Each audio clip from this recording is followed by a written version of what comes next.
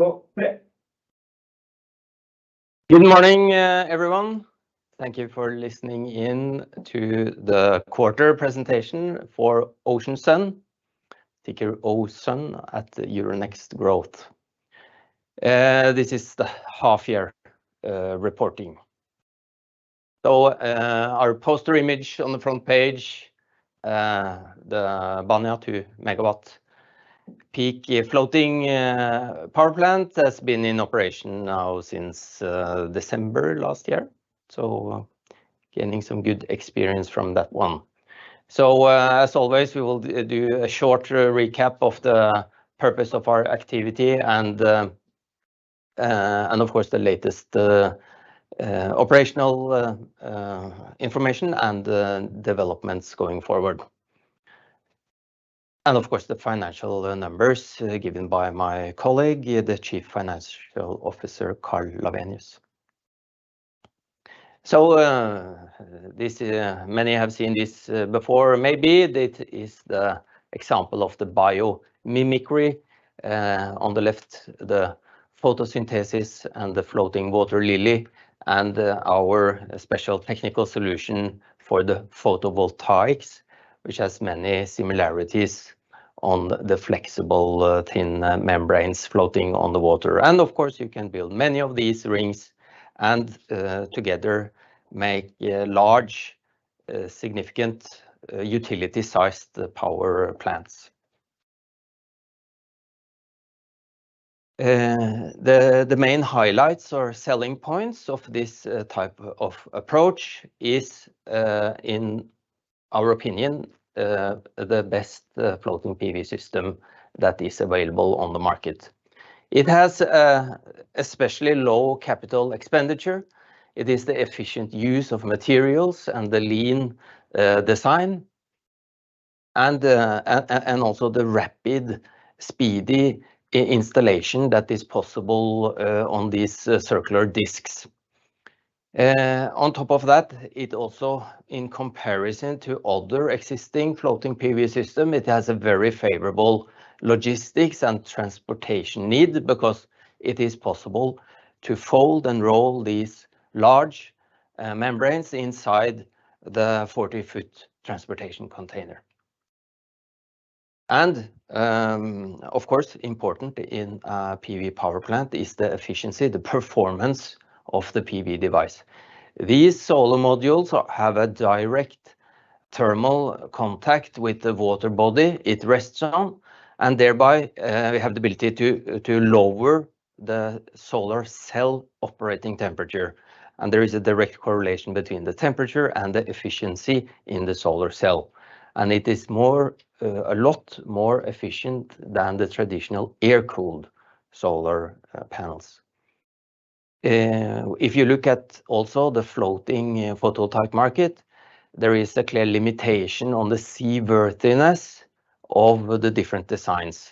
The mainstream systems typically rely on pontoons that are interconnected or put together and are more vulnerable when it comes to waves and high wind loads.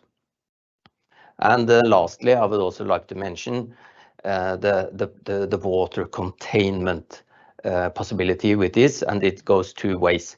It prevents the evaporation of fresh water from reservoirs, rivers, canals, to save on valuable fresh water.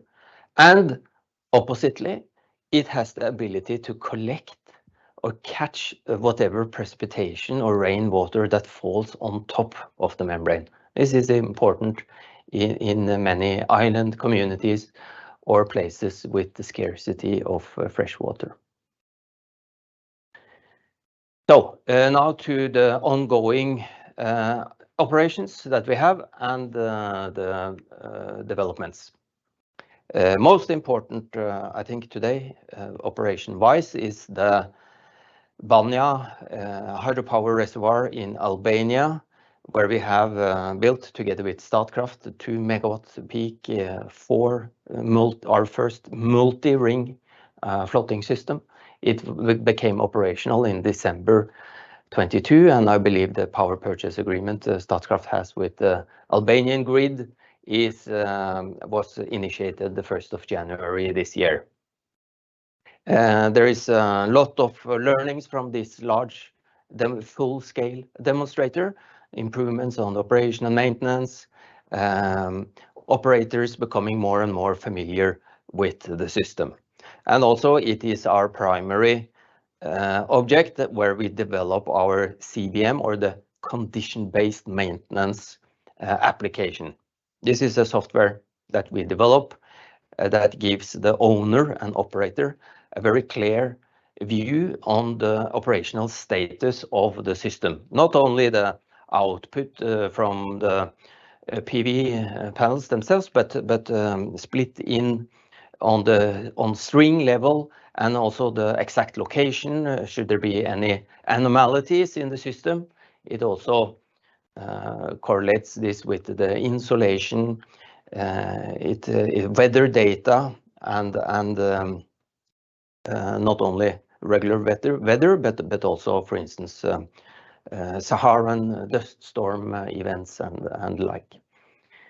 And not at least, this is a extremely good demonstration site for us, and we have bus loads, I would say, of visitors, clients that want to witness this, and they have their own reservoirs where they also want to build a similar type of infrastructure. Now to maybe the most important market in the floating photovoltaics has been, and probably also in the future, is China.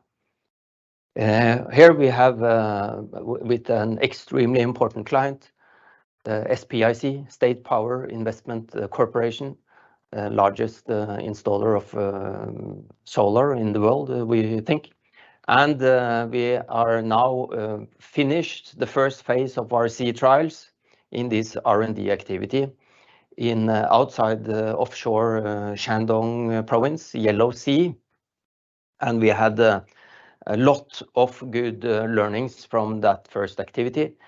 First of all, I think these floaters were built at record speed, and one tug boat towing them 30 kilometers offshore in one single operation. And we will build upon the learnings from this exercise, and we have strong indications that this will be an ongoing and increased activity with SPIC, with the new floaters coming up in the future. The Magatam, our oldest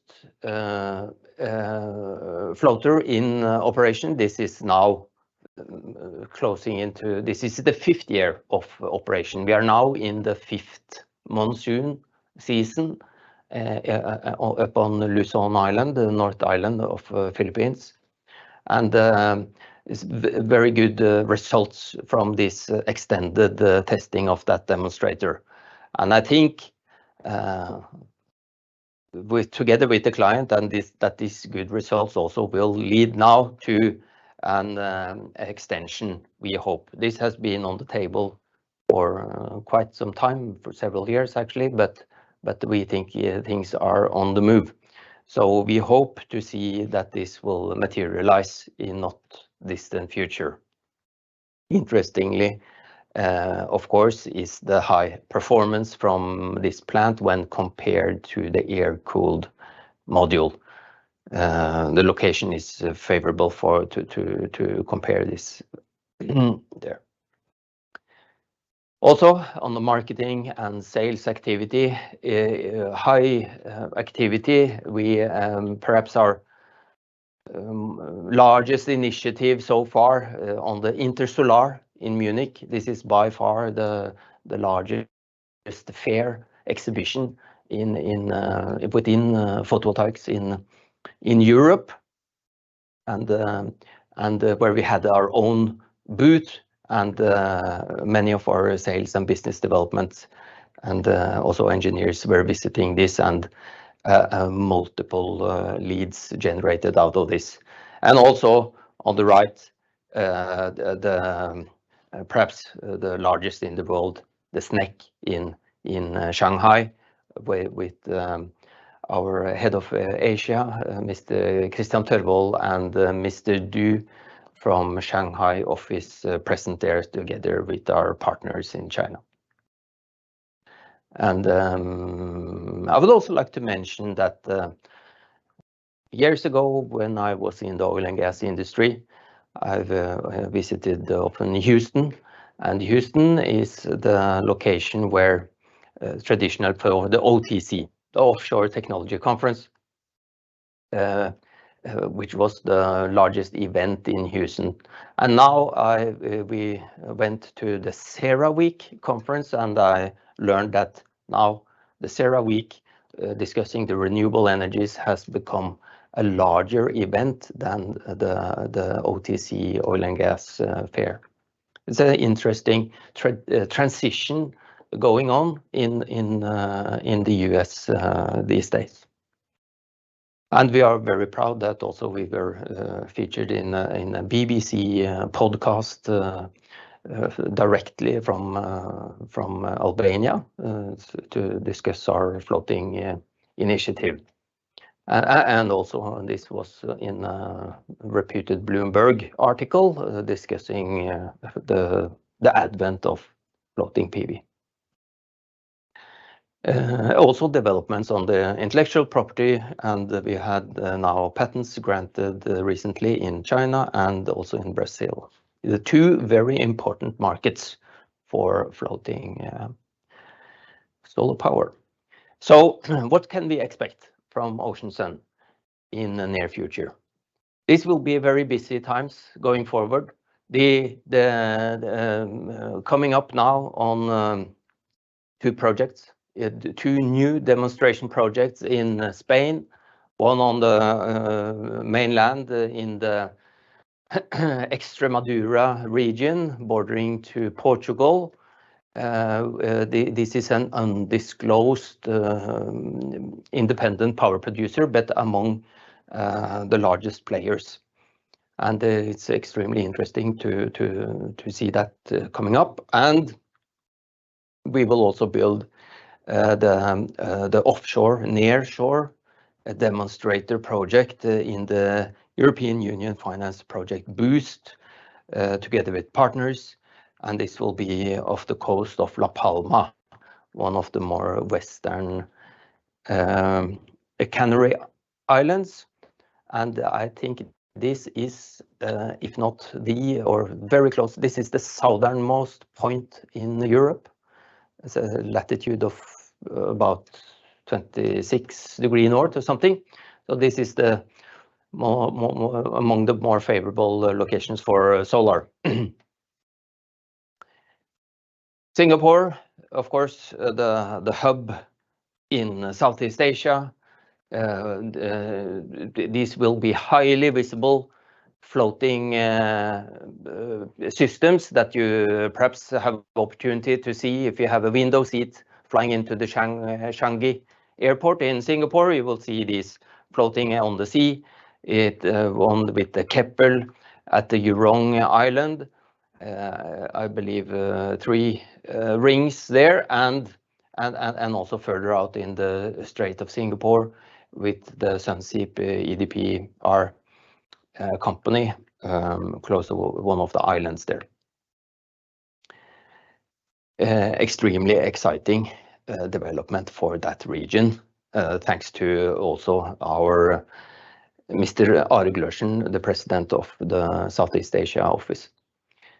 In Greece, good developments with MP Quantum. I think the most important partner when it comes to floating solar in Greece and the Cyprus region, and the planned 2x2 megawatt peak floating arrays. So this will be then altogether 8 discs floating near shore Greece mainland on the ocean surface. And yeah, that it's progressing well. We expect the start of construction first quarter next year. I think also in addition to this, there is a plethora of new activity and markets coming up, and I think my colleague can talk a little bit about these opportunities. Thank you, Børge. Yes, as usual, I will give a short update on the market. Starting to the left on this slide, you see a number of well-reputed players. And as Børge mentioned, it's very pleasant to see that soon we will be able to add another big name to this list. And it's also a great opportunity since this player has previous experience with floating PV. We'll be able to show our technology's capabilities to a cunning partner. On the market, starting in Europe, as Børge mentioned, we went to Intersolar earlier this year and saw a lot of interest, a bit twofold. One from the partners in the south of Europe looking to deploy solar on hydro dams and inland water reservoirs near shore. And then the second cluster is the big oil companies and the big IPPs that are eyeing the combination of solar and offshore wind. This phase lies a little bit further ahead since it's very exposed, but we see that we can get a lot of good studies and a lot of good interaction with these clients. In Brazil, we also see a lot of interest popping up. You have the big power producers and also the big power consumers interested in creating renewable energy. And you also have very favorable legislation, meaning that you can actually deploy floating solar under the distributed grid and thus have a simpler permitting process. Otherwise, we see, as always, lots of interest in Southeast Asia and Northeast Asia, where the market has traditionally been. We are having a lot of interest related to our upcoming pilots in Singapore. Also leading to new leads when it comes to the island nations, Maldives, for example, and also further on in Southeast Asia, in Malaysia, Indonesia, and Vietnam. China is also a country where we continue to have a strong position in the near and offshore market for floating solar. Going forward with the financials, we had an operating income of 4.7 million this first half year, a negative result of 10 million, both in line with the expectations. The cash flow ended up at 11.6 million, where we had some working capital in relation to the upcoming project in Spain, where we will carry out the projects as an EPC and deliver them on turnkey basis. The cash position at the end of the half year was 51.2 million and still very solid and still very comfortable level to carry out our plans and strategies. And with that, we open up for Q&A. Thank you very much. And we have a couple of questions already. First question is, what is key points as you see it that is causing delays to when we will see utility scale projects? Do you aim to install a large project next year? Or where are you currently most optimistic? So 3 questions in one. That was many questions, yes. And to start lastly, I think it's now the momentum slowly building now and more and more people realize the enormous potential and the advantages with the floating solar. I think it's almost difficult to highlight particular regions, but of course, generally speaking, in the lower latitudes, high population density areas with where you start to meet difficulty with big solar farms in conflict with agriculture or other activities, recreation, urbanizations. This is the most promising areas, and also forward-looking politicians, administrations that see this. So I would not single out certain governments, or we see a broad interest internationally for this. And then, is the current market environment and tensions between the West and China affecting your projects in any way? No, I would not say that. There is a very good industrial and finance relations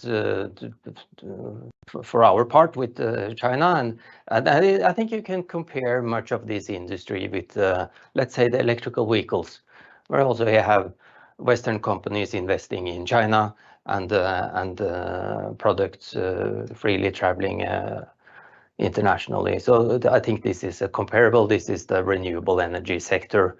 I think this is for the benefit on a global perspective, and yeah. And perhaps I can also mention that although we currently see that most of the solar panels are coming from China, since they are most competitive, we in Ocean Sun can use panels from any supplier, and can also establish suppliers outside of China.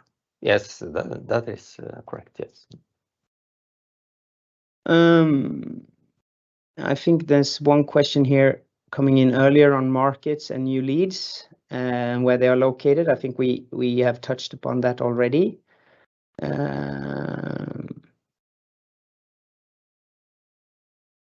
And then we have one question if we are working with any class societies or external company to verify our technology.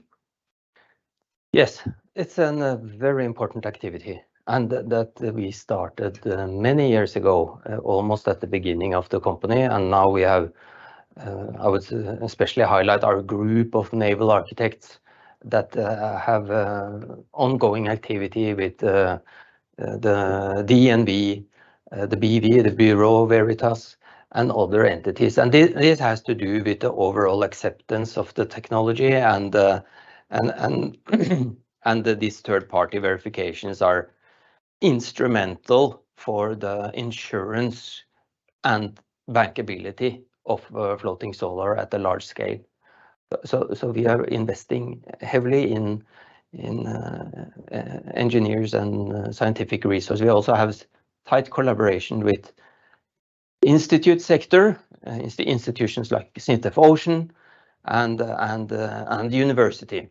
And we will also now embark on a PhD student thesis on this type of membrane floating PV.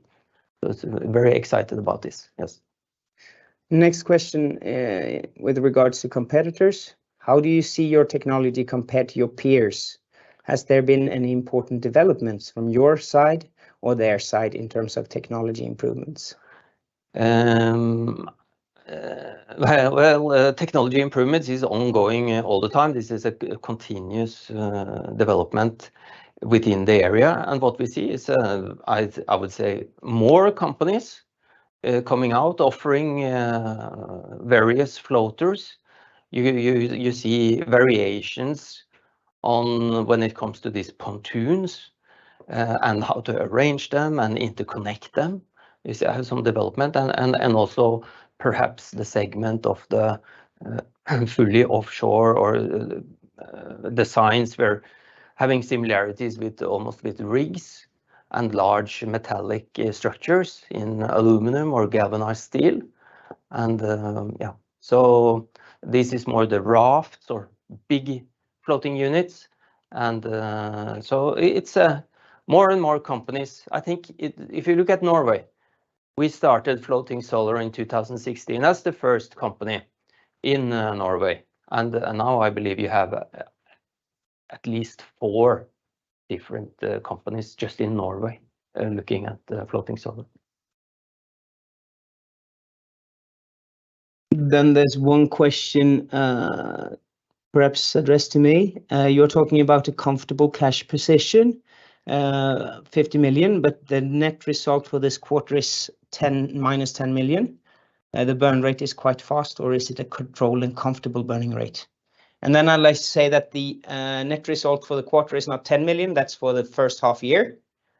So the burn rate is lower than indicated by the question.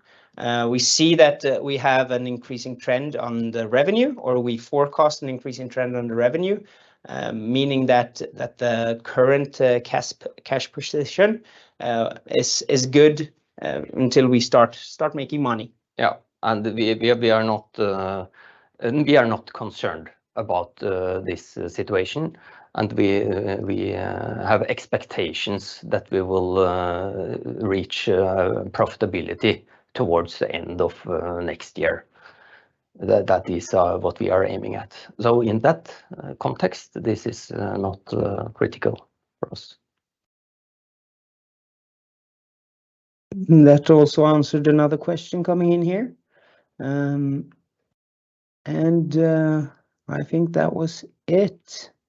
We have one question here. Do you see any possibility being part of Statkraft through their investment vehicle? I think you would need to ask Statkraft about that. So, but an interesting idea from. Yeah. Currently, we see them as a project collaborator and a developer that we are working with. Yes, Statkraft is an important client. Yep. Where we current system, not one of their reservoirs. Yeah, that was all questions for now. Yeah, many good questions today. Thank you for sending in and for listening to the quarter presentation and half-year report from Ocean Sun. See you all at the next quarter.